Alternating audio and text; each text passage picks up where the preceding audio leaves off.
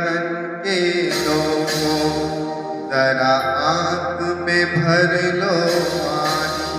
जो शहीद हुए हैं उनकी जरा याद करो कुर्बानी।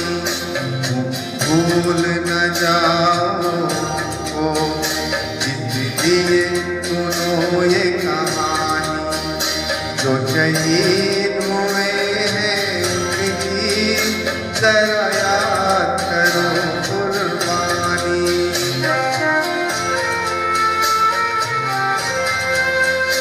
जब घायल हुआ हिमालय, खतरे में पड़ी आजादी।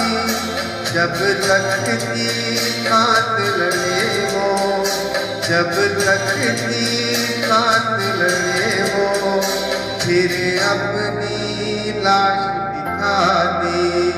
संगीन पे धर कर माथा सो गए अमर बलिदानी। जो शहीद हुए